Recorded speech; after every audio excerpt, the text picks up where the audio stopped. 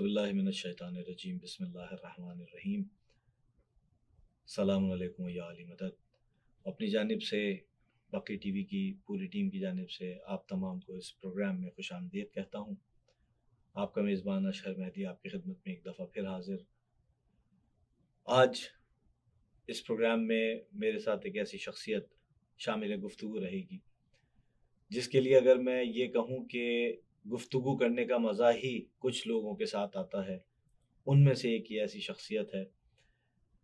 न सिर्फ ये कि मैं बहुत कम उम्री से इनको देख रहा हूँ, और बल्कि मैं दुआ गो रहता हूँ कि ये जो आजकल अमेरिका में हम देखते हैं बच्चे जो बड़े हो रहे हैं और मज़हब के मामलात उनके साथ कैसे चलते हैं, तो मैं हमेशा मिसाल दिया करता हूँ कि हमारे आँखों के सामने एक नौजवान इस मुल्क के अमेरिका से निकल कर इराक़ की वादियों में पहुँचता है, नजफ़ के हौज़ा इल्मिया से इल्म का समंदर हासिल करता है, और फिर वो इल्म और वो जो तिश्नगी यहाँ पर मौजूद थी, उस तिश्ना समाअतों को अपने उस इल्म के समंदर से सैराब करता है जो उसने नजफ़ अशरफ से हासिल किया। मेरी मुराद एक ऐसी शख्सियत से है जो यकीनन इस नॉर्थ अमेरिका में किसी तारुफ़ की मोहताज नहीं है, लेकिन अब मुस्तकिल बल्कि पाकिस्तान और अमेरिका, पाकिस्तान, कनाडा और इंडिया से भी मुस्तकिल ये मैसेजेस आते हैं कि इस शख्सियत को सुनने का बहुत लुत्फ़ आता है, क्योंकि इनकी पूरी ज़िंदगी ही मरबूत है तो सिर्फ़ और सिर्फ विलायत अमीर कायनात से। मेरी मुराद है मौलाना क़िबला व काबा जनाब कासिद अब्बास अल हुसैनी साहब से, कि वो आज हमारे साथ शामिल गुफ्तगू हैं। क़िबला अस्सलाम वालेकुम। वालेकुम अस्सलाम व रहमतुल्लाह। मैं बेइंतहा मशकूर व ममनून हूँ आपका, ख़ास तौर पर बक्की टीवी की जानिब से और उसके बाद अपनी जानिब से, कि आपने अपनी गुनगू मसरूफ़ियत में से वक्त निकाला। यकीनन हम देख रहे हैं कि एक एक दिन में 3-3, 4-4 मजालिस से आपका खिताब भी चल रहा है, लेकिन उसमें आपने वक्त निकाला, हम बेइंतहा मशकूर व ममनून हैं। यकीनन माशाल्लाह, चूँकि जो काम आप बक्की के हवाले से और पूरी टीम कर रही है, तो ज़ाहिर सी बात है कि मैं अपने आप को इस मामले में खुशनसीब समझूंगा कि किसी तरीके से सही, किसी ज़रिए से अगर मैं इस काम का हिस्सा बन सकूं और वक्त के इमाम के हुजूर अपनी हाज़िरी कर सकूं इस काबिश व कोशिश के हवाले से, तो यकीनन अपने आप को खुशनसीब जानता हूँ। और ये यकीनन एक ऐसा जज्बा है जो हमारे आने वाली नस्लों के काम आएगा यकीनन। और आपकी इस गुफ्तगू से जो इतनी थोड़ी सी देर में आपने कहा, यकीनन बहुत से सुनने वालों को ये एहसास होगा कि जितना भी मसरूफ़ आदमी हो, बकी के हवाले से उसको अपनी किसी भी हवाले से कोताही नहीं करनी चाहिए। क़िबला में बस सबसे पहले तो, क्योंकि आपके ख़ानवादे से बहरहाल एक क़ुर्बत हमेशा से है और रही है और इंशाअल्लाह रहेगी, तो बस मैं ये पूछना चाहूँगा कि आप क्या, आपका जो आपकी सोच क्या थी कि जब आपने ये सोचा कि आप इस इल्मी सफ़र पे रवाना हों, अमेरिका से आप नजफ़ जाएं और नजफ़ पहुंच के आप इस, तो कौन सी ऐसी चीज़ थी जिसने आपको माइल किया और जो आपकी आइडियलाइज़ हुई, जिसको आपने आइडियल करके नजफ़ का सफ़र, रफ्ते सफ़र बांधा?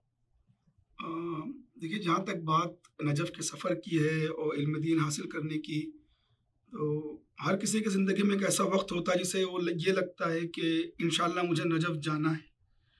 लेकिन मेरे लिए यकीन मानिए कि कभी ऐसा नहीं रहा कि मुझे मतलब किसी वक्त पे लगे कि जाना है। मुझे हमेशा ये लगता रहा कि मैं नजफ़ के लिए हूँ, मुझे नजफ़ जाना है। जहाँ पर मैं इस वक्त हूँ ये टेम्पररी।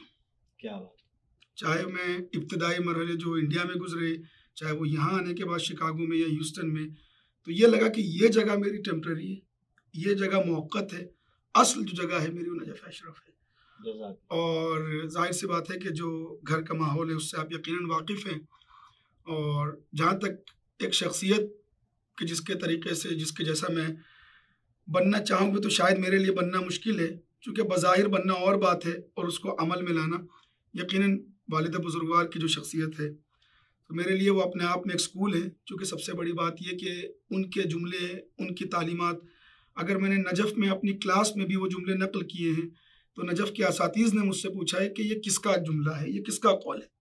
और जब मैंने बताया कि मेरे वालिद का, तो उन्होंने फ़ौरन पूछा, चूँकि ज़ाहिर सी बात है कि इराक़ी उलमा या अरब उलमा और असातीज़, उन्होंने पूछा कि तो आपके वालिद करते क्या हैं? میں نے بتایا کہ عالم دین ہے. کہا یقیناً چونکہ ظاہر سی بات ہے کہ ایک عالم ہی اس طریقے کے جملے کہہ سکتا ہے اور عالم با عمل ہوں گے. تو پھر میں پورے خاندان کا تعارف کراتا تھا کہ میرے والد، میرے دادا، میرے پردادا اور الحمدللہ شہزادی کونین کے صدقے میں چوتھے امام سے لے کے اب تک یہ سلسلہ جاری و ساری ہے.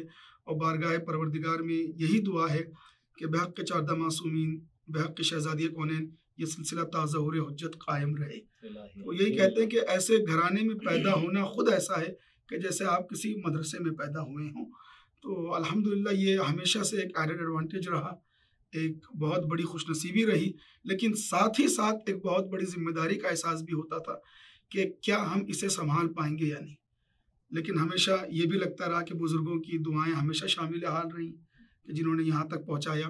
اور ایک واقعہ میں یہاں پہ یقیناً نقل کرنا چاہوں گا کہ جب بالکل وہ وقت آ گیا کہ ہاں بھائی اب نجف جانا چاہیے، جب ہم لوگ 2010 میں شکاگو سے نکلے بالکل اس کے آخر میں اور ہیوسٹن پہنچے، تو یہ تھا کہ بس، اور ایک کئی چیزیں تھیں، شکاگو کے چھوٹنے کا ایک افسوس بھی تھا اور نئی جگہ بھی تھی، لیکن یہ ہے کہ بھائی وہی جو بات میں نے آپ کے سامنے کہی کہ جو پرماننٹ مقام ہے وہ ہے نجف، اور نجف پہنچنا ہے. تو لہٰذا اس دور میں پھر یہ تھا کہ کچھ ویزا وغیرہ کا پروسیجر کیا، منگوایا گیا، اور کسی نے یہ بتایا کہ شاید آپ اکیلے نہیں جا پائیں گے، آپ کو گروپ سے جانا پڑے گا. تو کچھ نہ کچھ ایسا لگ رہا تھا کہ رکاوٹیں آ رہی ہیں، اور والد صاحب نے کہا کہ بیٹا یہ کچھ نہیں ہے، یہ چونکہ تم ایسی چیز کے لیے قدم اٹھا رہے ہو تو رکاوٹیں مسلسل آئیں گی، ہر قدم پہ آئیں گی. اب یہ تمہارے اوپر ہے کہ تم ان رکاوٹوں سے کیسے ڈیل کرتے ہو. اور اس موقع پر یہ لگا، چونکہ یہاں پہ جو کچھ لوگ تھے وہ یہ بھی کہہ رہے تھے کہ جو آپ کی مثلاً انجینئرنگ کو پرسیو کرنا تھا تو یہ کہہ رہے تھے کہ آپ پہلے اس کو کمپلیٹ کر لیں اور یہ کر لیں، مگر اس میں 4 سال 5 سال کم سے کم اور لگتے. اور اس وقت دل نے یہ کہا کہ بھائی نہیں، علم دین ایک عبادت ہے، رزق ولایت حاصل کرنا ایک عبادت ہے، اور اللہ کو جوانی کی عبادت پسند ہے. کیا بات. تو بس وہ وقت تھا، اور مسلسل جو بیسک تعلیمات تھی جو لکھنؤ وغیرہ حاصل کی تھی وہ تو کی تھی بالکل، لیکن کہا بس اب نجف جانے کے لیے جوانی کے دن ہے جو علم دین کو دینا ہے. اور الحمدللہ وہ ڈیسیشن کافی میرے حق میں کہوں گا کہ مولا نے بڑا کرم کیا. اور رکاوٹ کے حوالے سے یہ ہے کہ مجھے اچھی طریقے سے یاد ہے کہ اس وقت پتہ نہیں کیا وجہ تھی کہ پرائزز جو تھے وہ $2500 پہ چل رہے تھے، $2500 پہ جی. اور چونکہ جب آپ جا رہے ہیں تو یہ ہوتا ہے کہ آپ کو ایک ٹکٹ ون وے تو خراب ہونا ہی ہے، لیکن والد صاحب نے کہا یہ بھی رکاوٹ ہے، کہ یہ ساری چیزیں چونکہ تم جس چیز کے لیے جا رہے ہو ایسا نہیں ہو سکتا کہ رکاوٹیں نہ آئیں. چونکہ جب فرشتے اپنے ملائکہ اپنے پر بچھاتے ہیں تو ایسا نہیں ہے کہ شیطان خاموش بیٹھے گا. کیا بات. وہ بھی اپنا کام کرتا رہے گا، اور یا علی کہتے رہو اور قدم بڑھاتے رہو. اور الحمدللہ سلسلہ پھر. اب یہاں میں رک کے بس سوائے اس کے اور کوئی بات نہیں کہنا چاہوں گا کہ جو حضرات اس وقت سن رہے ہیں یقیناً ان تک یہ ایک میسیج بھی پہنچا، اور مجھے خود یہ ایک میسیج ملا قبلہ کی باتوں سے کہ جتنی زیادہ رکاوٹ کربلا اور نجف کے سفر میں آپ کے سامنے آئے گی، اتنا ہی آپ کا جذبہ آپ کو آگے لے کے جائے گا. بس توسل اور توکل مولا پہ ہی ہونا چاہیے.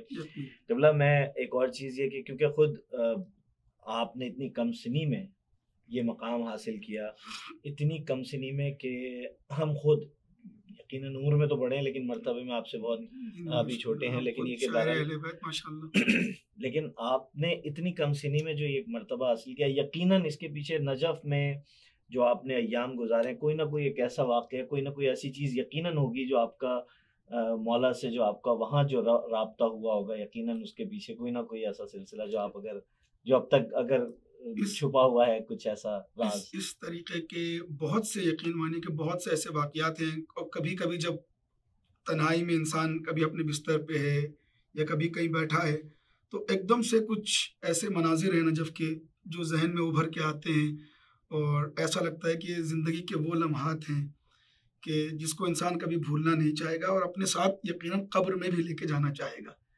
تو میں یہ کہتا ہوں کہ دنیا یقیناً وہ چیز ہے جو فنا ہونے والی ہے، لیکن یہاں پہ معصومین کی برکت سے جو معصومین کی بارگاہ کی جو کچھ یادیں ہیں نا، یہ یادیں ہمارے ساتھ باقی رہیں گی اور یہ قبر تک جائیں گی، اور شاید ہو سکتا ہے کہ جنت میں بھی ہمیں یاد آتی رہیں. اس طریقے سے کربلا کے کچھ یقیناً بہت سے منظر ہیں، نجف کے ہیں. اور میں اسپیشلی یہاں پہ یہ کہنا چاہوں گا کہ ایک چیز کو میں بہت زیادہ مس کرتا ہوں. اب کوئی اختلاف رکھے کچھ رکھے، لیکن اپنی جگہ وہ بات چونکہ نجف کی چوکھٹ کو چومنے کا جو ایک لطف آتا تھا، کیا بات ہے، چونکہ ایسا لگتا تھا کہ جب آپ نجف کی چوکھٹ کو چوم رہے ہیں تو ایسا لگتا تھا کہ اس بوسے کے ساتھ کچھ علم آپ کو مل رہا ہے، کوئی چیز ایسی ہے جو آپ کے اندر اتر رہی ہے، اور ظاہر سی بات ہے جب آپ کسی کو کہیں گے تو ایک مذاق سا لگتا ہے کہ یہ کیسی باتیں کر رہے ہیں۔ اور ایک عالم دین سے میں نے سنا تھا، اور بس یہاں پہ میں مصلحتاً ان کا نام نہیں لے رہا ہوں، چونکہ ظاہر سی بات ہے کہ وہ بہت بہت بڑی اور بہت نیک شخصیت ہیں، لیکن کسی وجہ سے میں نام نہیں لے رہا ہوں، چونکہ کوئی یہ کہے کہ یہ اپنے گھرانے کی بات کر رہے ہیں یا یہ ہے۔ تو انہوں نے یہ کہا تھا کہ بھائی ہم نے نجف میں بہت کم دن گزارے، لیکن ہم نے ایک مرتبہ خواب میں یہ دیکھا تھا کہ ہماری پیشانی پہ کچھ ستارے کی مانند کچھ چیزیں چمک رہی ہیں۔ تو جب پوچھا کہ وہ کیا چیز ہے، انہوں نے پوچھا یہ میرے پیشانی پہ کیا چمک رہا ہے، کہا جب تم مولا کی چوکھٹ کو جھک کے بوسا دیا کرتے تھے تو وہاں سے جو جہاں کے ریزے ہوتے تھے اور جو دھول ہوتی تھی وہ جو تمہارے ماتھے پہ چپک گئی وہ علم بن کے آج تک چمک رہی ہے۔ تو وہ ایک چیز مجھے لگتا ہے کہ وہ میں کبھی اس کو چھوڑنا نہیں چاہتا تھا، جب بھی چوکھٹ سے گزرتا تھا تو اس کا بوسا، اور جب بھی زری پہ پہنچتے تھے، اور بہت سی ایسی یادیں کہ مطلب کن کن باتوں کو ہم گنائیں، اور ایک جو میرا ایک پرسنل اور ایک بہت سی ایک یاد جو جڑی ہے، بالخصوص ابتدائی 4 سال میں یہاں پہ نہیں آیا، کیونکہ مجھے معلوم ہے کہ جب ایک بار آپ نکلیں گے اور مجالس اور ان سب کی مصروفیات، اور جب آپ اس کام کے لیے شاید چن لیے جائیں گے تو مولا بہتر جانتے ہیں کہ پھر اگلی زیارت کب نصیب ہو، جب تک وہ ان کا اذن نہ ہو۔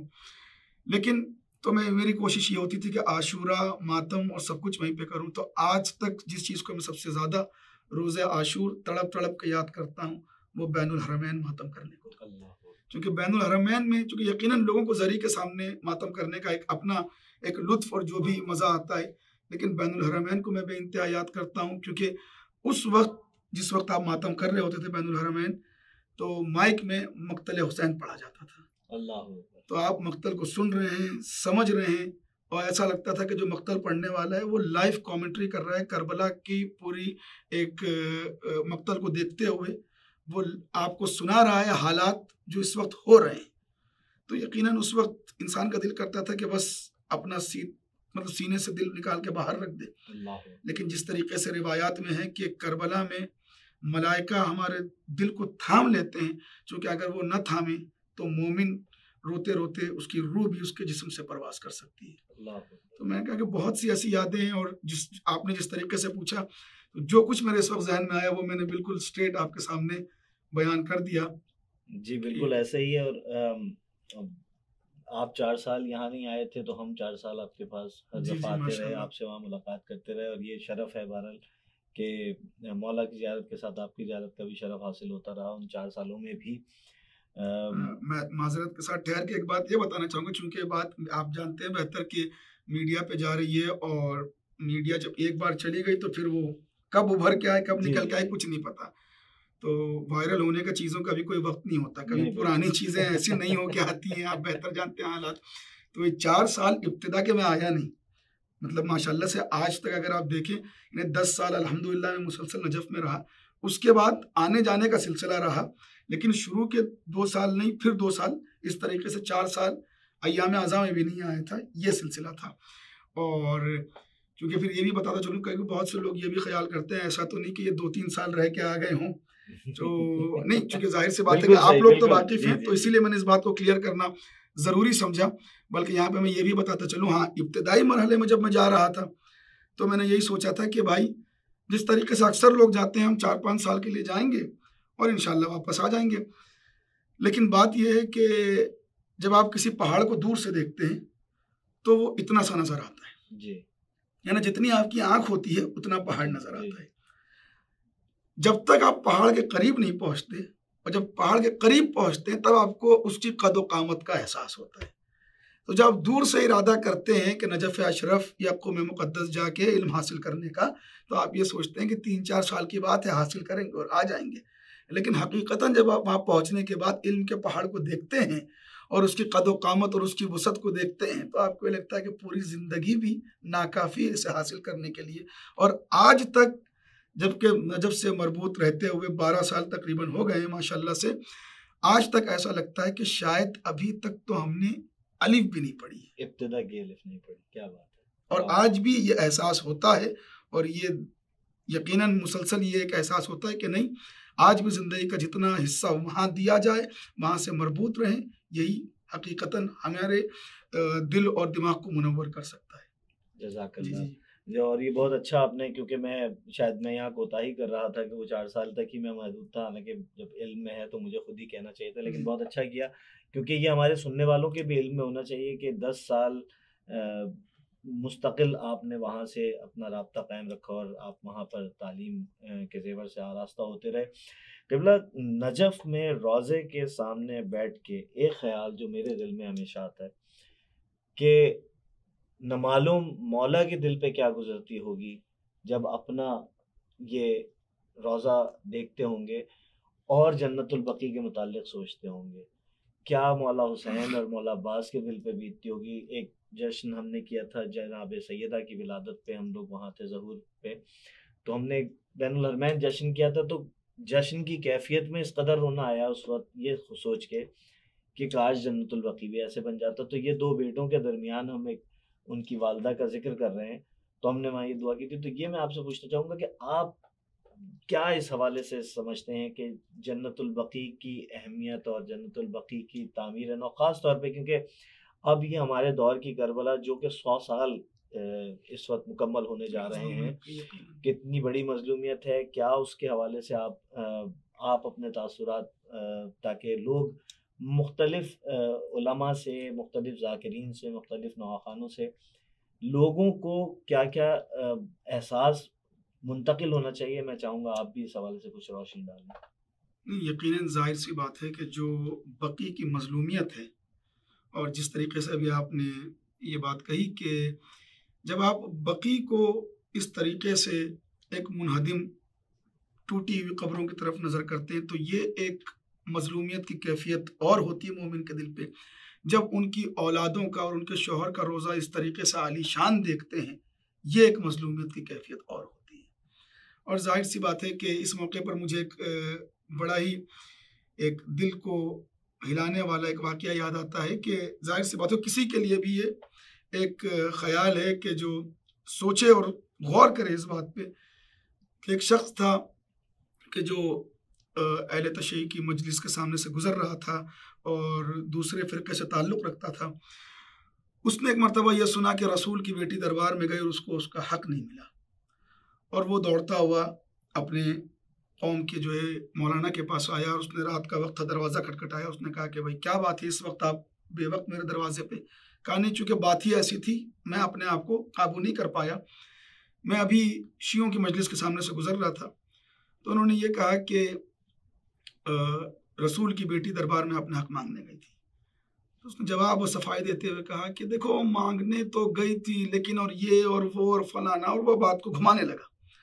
جب بات کو گھمانے لگا تو اس نے کہا کہ دیکھو بھائی یہ میں نے یہ نہیں پوچھا کہ حق ان کا تھا یا نہیں تھا، یہ بات کی. میرا سوال تو یہ ہے کہ رسول کی بیٹی دربار میں گئی تھی یا نہیں گئی تھی. ایک مرتبہ اس نے سر کو جھکا کے کہا کہ ہاں یہ تاریخ میں ہے کہ رسول کی بیٹی دربار میں گئی تھی. کہا تو پھر میرا اس مذہب سے کوئی تعلق نہیں کہ جہاں رسول کی بیٹی دربار میں بلائی جاتی ہے. اب جہاں تک تم نے حق کی بات کی کہ ان کا حق تھا یا نہیں تھا، اگر چونکہ تم میرے قوم کے مولوی ہو، مولانا ہو، تم نے مجھے حلال و حرام کی تعلیم دی ہے، کل کے دن تمہاری بیٹی اگر میری جائیداد پہ آ کے جھوٹا دعویٰ کرے تو میں آنکھ بند کر کے اپنی جائیداد اسے دے دوں گا، یہ سوچ کے کہ یہ میرے قوم کے اس آدمی کی بیٹی ہے کہ جس نے مجھے حلال و حرام سکھایا ہے. تو سرکار اگر رسول کی بیٹی کسی سے حق مانگ رہی ہے تو وہ کون سی وجہ تھی کہ حق نہیں دیا گیا؟ اچھا، دنیا جب ہم فدق کی بات کرتے ہیں تو کہتے ہیں کہ کب تک آپ پرانی باتوں کو اٹھائیں گے. ہم کہتے ہیں کہ آپ اگر یہ کہتے ہیں پرانی بات، تو آج کی فدق اور آج کی مظلومیت اور آج کی کربلا جنت البقیع. اور یہی بات اسی طریقے کا ایک اور واقعہ پیش آیا کہ ایک شخص جو حج پہ گیا، اس کے بعد زیارت کرتے ہوئے اس نے کہا کہ یہ کیسی بات ہے. اس نے کہا کہ نہیں، جب تک، کیونکہ رسول نے کہا کہ جو میرے روزے کی زیارت نہیں کر رہا اور حج کر رہا ہے، گویا کہ اس نے مجھ پہ ظلم کیا، یعنی رسول کی بھی زیارت کرے. उस मौके पर एक शिया आलिम मदीन ने, ये दूसरा वाक़या जो मैं इसमें रब्त करके एक नतीजा पेश करना चाह रहा हूँ, उसने कहा कि ये बताओ कि जो एक गैर मसलक का मौलवी था, उनसे पूछा कि ये बताओ कि अगर तुम दुनिया से चले जाओ और जो घर है तुम्हारा ज़ाती है कि किराए का? उसने कहा ज़ाती है। कहा अगर तुम्हारे जाने के बाद जो तुम्हारी कम्युनिटी की और कौम के जिनके लिए तुमने खिदमत की है, अगर वो तुम्हारा घर छीन ले और तुम्हारे बच्चों को बेघर कर दे तो तुम क्या कहोगे? कहा ऐसी एहसान फरामोशी कोई नहीं कर सकता। तो एक मर्तबा उन्होंने उनका कंधा पकड़ा और बकी की तरफ इशारा करके बताया कि वहां देख लो और बताओ कि तुम एक मौलाना की बात कर रहे हो जिस रसूल ने हलाल और हराम की तालीम दी, उसकी बेटी का रोजा आज इस तरीके से मुनहदिम है। क्या जब रसूल देखते होंगे कि उनके गुंबद इस तरीके से बना हुआ है और बेटी की कब्र बेसाया है, वो बेटी के जिसके लिए कह रहे हैं कि बिज़अतो मिन्नी, वो बेटी के जब वो आती है बज़्म में तो रसूल खड़े हो जाते हैं, तो उस बेटी के साथ अगर उम्मत ये सलूक कर रही है तो अब तुम्हारा क्या कहना है? एक मर्तबा सर को झुका के रोने लगा। ये दो बात मैंने आपके सामने अर्ज की, ये वो बातें हैं कि जो हकीकतन अहले दिल से ताल्लुक़ रखती हैं। मैंने मसलक की बात नहीं की किसी, मैंने अहले दिल की बात की। अब जहाँ तक बात है मसलक की, तो अज़ीज़ान गिरामी जन्नतुल बकी का वो मसला है। मैंने हमेशा जन्नतुल बकी का कोई प्लेटफॉर्म या पोडियम हो, वहाँ से मैंने यही बात की है कि अगर आज उम्मत मुस्लिमा मुत्तहिद हो सकती है और वो कोई कॉमन बॉन्ड है तो उसका नाम है जन्नतुल बकी। चूँकि जितने फ़िरक़े हैं सिर्फ हमारी बात नहीं है, चाहे वो शाफ़ई हों, चूँकि अगर इंसान के पास उसका दीन और मज़हब है तो इस बिना पे कि उनके इमामों ने उन्हें फ़िक़्ह की तालीम दी, चाहे वो शाफ़ई हों या मालिकी हों, हम्बली हों या हनफ़ी हों। और आप ये बेहतर जानते हैं, ये रोज़े रोशन की तरह वाज़ेह बात है कि इन तमाम लोगों ने बिल वास्ता या बिला वास्ता किससे इल्म हासिल किया?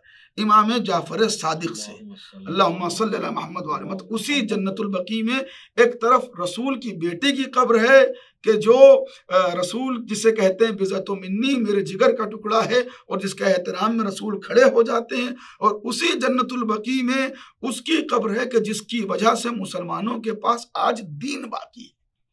अगर कोई गैर भी होता, मैं कहता हूँ अगर कोई ईसाई भी होता, अगर उसका इतना बड़ा कोई एकेडमिक एहसान मुसलमानों पे होता, तब भी मुसलमानों पे वाजिब होता कि अगर गैर मसलक का भी होता तो उसकी कब्र बनाई जाए।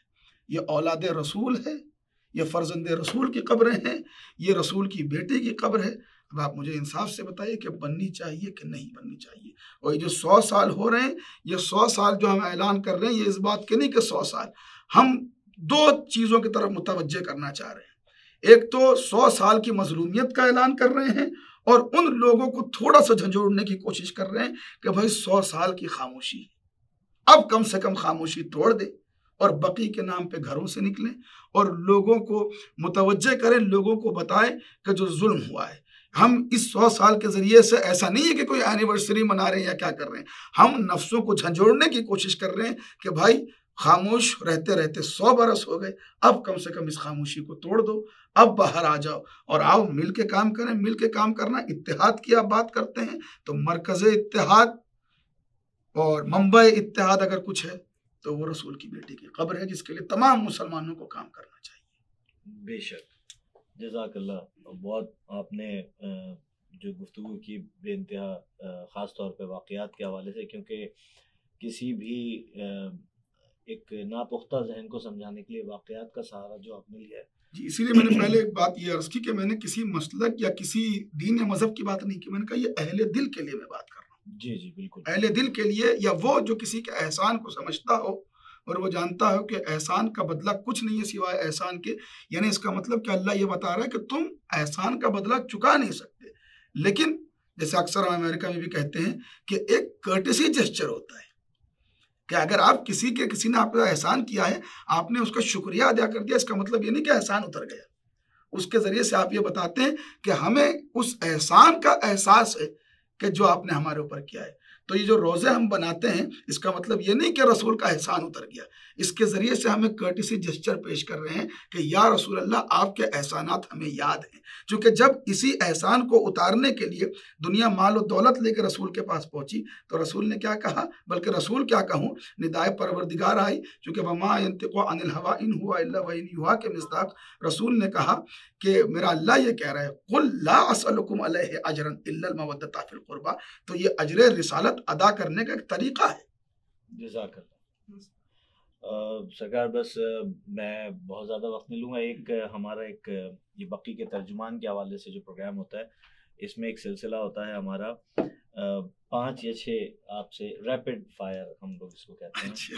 اچھا، اس کا کیونکہ یہ ایک ایسا سلسلہ ہے کہ اس میں تھوڑا سا لائٹ بھی ہو جاتی ہے بات، اور تھوڑا سا ہم چاہتے یہ ہیں کہ جو بھی ہمارا مہمان ہو وہ جو بھی پہلی چیز اس کے ذہن میں آئے وہ اس کا اظہار کر دے۔ جب بھی ہم سوال تو اور کوئی لفظ ہم بولیں تو جو پہلی چیز آپ کے دماغ میں آئے آپ کو وہ کہنا ہے۔ آپ کو مکمل طور سے آزادی ہے، آپ چاہیں تو ایلیبوریٹ بھی کر سکتے ہیں، لیکن یہ کہ پہلی چیز جو ہم چاہتے ہیں کہ آپ پہلی جو چیز دماغ میں آپ وہ اس کا اظہار کریں۔ تو اگر اجازت ہو تو میں اس ریپڈ فائر کے حوالے سے گفتگو کروں۔ بسم اللہ۔ چلیے، میں پہلا سوال آپ کے سامنے پیش کر رہا ہوں، بالکل بہت آسان سا، مطلب آپ کے لیے آسان، میرے لیے مشکل اگر مجھ سے پوچھا جائے تو۔ امام علی۔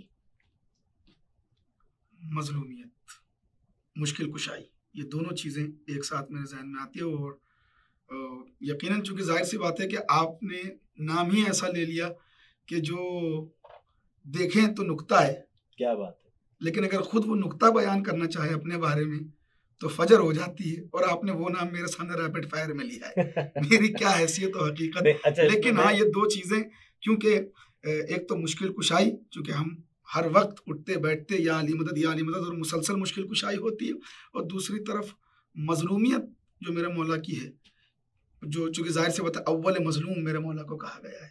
جی، تو یہ دو چیزیں، اور اب یہ بات ہے کہ الیبریٹ جو آپ نے کہا، میں جرت بھی نہیں کروں گا، کوشش بھی نہیں کروں گا کہ الیبریٹ کروں، چونکہ شاید پھر وہ بات رکے ہی نہ، اور وہ چونکہ لامحدود کا ذکر ہے یہ، تو میں یہیں پہ رکنا چاہوں گا اور اپنے آپ کو روکنا چاہوں گا۔ اب میں ناظرین کو یہ بھی بتانا چاہوں گا کیوں میں نے امام علی کا نام لیا ریپڈ فائر میں، کیونکہ قبلہ نہ صرف یہ کہ ایک عالم دین ہے بلکہ خود بہت اچھے شاعر بھی ہیں، اور شاعر کا کام ہی یہ ہوتا ہے کہ مشکل موضوع کو 2 مصروں میں یا 1 مصرے میں سمیٹ دیا جائے۔ اس لیے میں نے آپ کے شاعر کو جگانے کے لیے یہ نام لیا تھا، اور آپ نے بہت خوبصورتی سے اس کا اظہار بھی کیا۔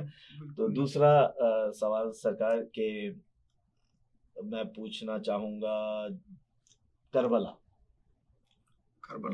امام حسین اور اسلام کی فتح اسلام، کیا بات ہے، بہت خوبصورت جواب، بہت خوبصورت۔ کربلا جب بھی ہم دیکھتے ہیں تو ظاہر سی بات ہے کہ جب اس پرچم کو دیکھتے ہیں تو فخر ہوتا ہے کہ ہم کس کے ماننے والے ہیں، کیونکہ وہ جو پرچم حسین گنبد پہ لہرا رہا ہے، اس کی ہوا سے، اس کی ہوا یہ آزان دے رہی ہے لا الہ الا اللہ محمد الرسول اللہ علی ولی اللہ۔ بہت یہ جو پرچم حسین ہے، پرچم اسلام ہے، فتح اسلام نظر آتی ہے دیکھنے کے بعد کربلا۔ فتح اسلام، بہت ہی خوبصورت جواب، آپ کی شاعرانہ صلاحیتیں یقیناً ناظرین تک پہنچی۔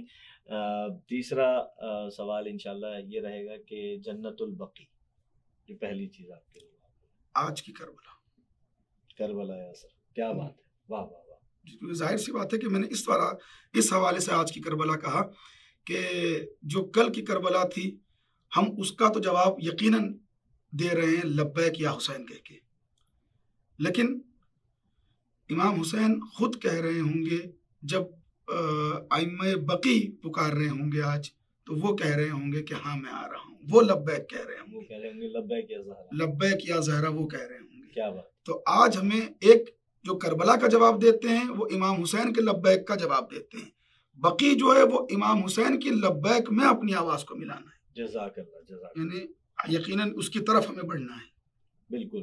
اور یہ جو بقی کے حوالے سے انشاءاللہ یہ ریپڈ فائر کے بعد میں 1-2 باتیں اور چاہوں گا۔ چوتھا، آخری 2 سوالوں سے پہلے چوتھا ہے کہ روح عزاداری۔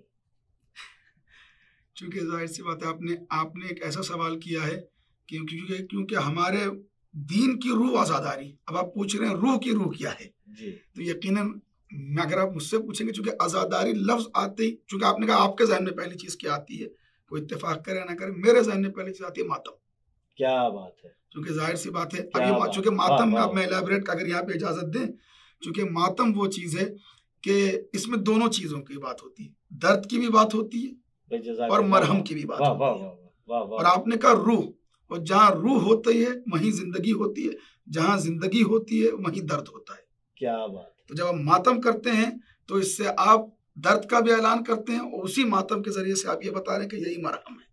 اور جب انسان آتا ہے یہ دیکھ کے, چونکہ ظاہر سی بات ہے ماتم دیکھنے کے بعد ہی دوسری قومیں جو ہمارے قریب آتی ہیں پھر ہم انہیں درس زندگی دیتے ہیں, یعنی جب وہ دیکھتے ہیں یہ زندہ ہے تب ہمارے قریب آتے ہیں, مردوں کے قریب کوئی نہیں آتا. تو یہ ماتم دھڑکن ہے.